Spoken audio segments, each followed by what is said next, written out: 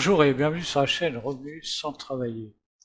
Aujourd'hui, nous allons faire un tour d'horizon sur le PEA et sur le Lixor Nasdaq 100, effet de levier que j'avais acheté en août à 779 euros et qui a été revendu à un seuil de déclenchement avec un stop loss à 750 euros ces derniers jours du fait de la chute du Nasdaq 100 depuis le début janvier. Effectivement, comme on peut le voir sur la courbe, le Nasdaq, depuis le mois de janvier, a chuté de 948 dollars avec un plus haut 972. Il a chuté jusqu'à 683 dollars 80. Donc du fait d'avoir placé un stop loss à 750, donc le stop loss a été exécuté à cette valeur-là et donc le Nasdaq a continué à chuter. Donc aujourd'hui il y a une reprise puisqu'il est à 785 dollars. Il a repris donc depuis hier. Hier il est remonté à 769 dollars. Donc il est redescendu. Il est remonté assez rapidement d'ailleurs, du fait des annonces de la Fed, puisque ce qui était attendu, c'était les annonces de la Fed.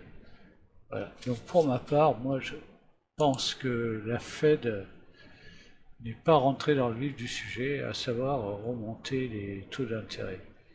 Pour l'instant, ils sont dans une phase d'attente, ce qui a bien été reçu par les investisseurs qui ont réinvesti sur le Nasdaq, sur les entreprises. Mais le problème de la montée des taux n'a pas été réglé par la Fed.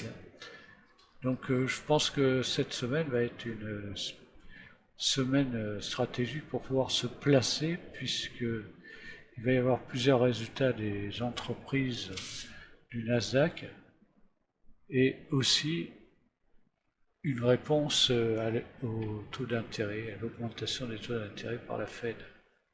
Sur ce graphique, nous pouvons voir dans quel range se trouvait le Nasdaq, le cours du Nasdaq, avec les plus bas et les plus hauts. Le plus haut c'était 1007 ou 1008. Et donc après, depuis le début janvier, il fait que chuter. Il a chuté déjà une première fois, après une deuxième fois, et une troisième fois pour toucher donc le point de 683 dollars. Donc malheureusement, le stop loss s'est déclenché, malheureusement et heureusement. Alors le problème du stop loss, c'est maintenant que c'est de pouvoir racheter. C'est pas vraiment évident de pouvoir racheter en dessous, puisqu'il a déjà remonté. Donc j'ai vendu à 750 dollars, il a touché 683 rapidement, mais il ne s'est pas stabilisé, il n'est pas redescendu. Il aurait pu redescendre. Et là, s'il redescendait, là, il cassait au moins jusqu'à 30%. Donc il n'est pas redescendu. La Fed tempère la remontée des taux. Donc nous nous trouvons à une phase ascendante. Si cette phase ascendante continue, donc on arrivera à toucher la moyenne mobile qui se situe vers 15 340. L'indice à 15 340. Donc là, déjà, ça va être déjà un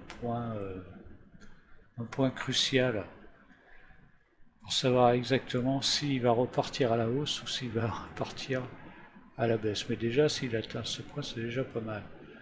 Donc ça, c'est pour les traders. Pour les personnes qui veulent trader, ils peuvent aller trader jusqu'à la valeur du point d'indice à 15 340.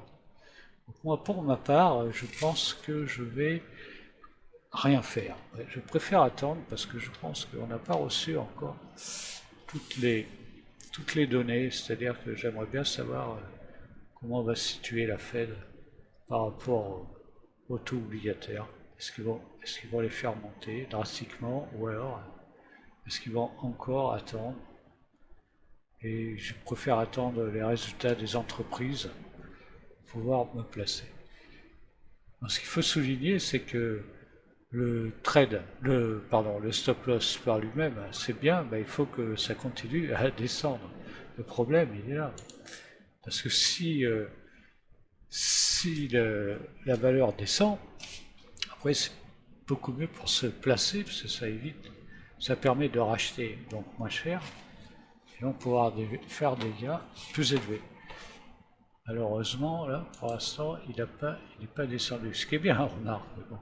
Après, il faut pouvoir se replacer sans perdre trop d'argent. Mais bon, moi, d'ordinaire, c'est que je suis plutôt sur long terme. C'est dans le cadre d'un PEA.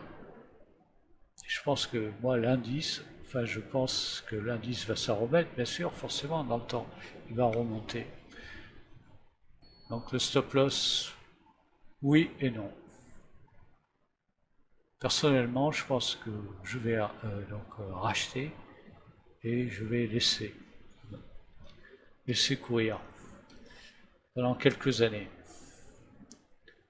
Et sur le site Revenu sans travailler, tout le bilan des différents placements effectués depuis le mois d'août 2021. Donc, je vous remercie de m'avoir suivi pour cette nouvelle vidéo et je vous dis à une prochaine fois. Au revoir.